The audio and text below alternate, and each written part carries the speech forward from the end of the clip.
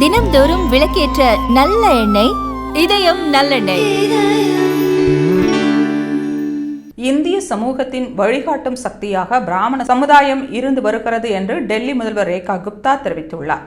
பிரம்மபுராவில் நடந்த இந்திய பிராமண மாநாட்டில் கலந்து கொண்டு பேசிய ரேகா குப்தா, கல்வி, மதம், சமூகம், நல்லிணக்கம் உள்ளிட்டவற்றில் மிகப்பெரிய பங்களிப்பை அளித்து வருவது மட்டுமல்லாமல் இந்திய சமூகத்தின் நலனுக்காக பிராமண சமூகம் தொடர்ந்து வேலை செய்கிறது.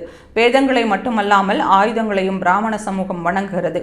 இன்றைய நிலையில் நாட்டையும் சமூகத்தையும் காப்பாற்றுவதற்கு வேதங்களும் ஆயுதங்களும் தேவைப்படுகிறது. யார் ஆட்சியில் இருந்தாலும் பிராமண சமூகத்தை முன்னேற்றுவதற்காக அவர்களின் நலனில் அக்கறை செலுத்த வேண்டும் என்று தெரிவித்துள்ளார். எல்லா சமூகத்தை சேர்ந்தவர்களுக்கும் சரிசமமான வாய்ப்புகளை வழங்க டெல்லி அரசு உறுதியுடன் உள்ளது. ஒன்றுபட்ட சமூகம்தான் அதிகப்படியான வளர்ச்சியை அடைய முடியும் என்று தெரிவித்தார். மேலும் 27 ஆண்டுகளாக டெல்லியின் வளர்ச்சி மிக குறைவாக இருந்துள்ளது என்றும், வளர்ந்த டெல்லியை உருவாக்கவும் டெல்லியின் நலனுக்காகவும் அனைவரும் ஒன்று சேர்ந்து உழைக்க வேண்டும் என்றும் ரேகா குப்தா கூறினார்.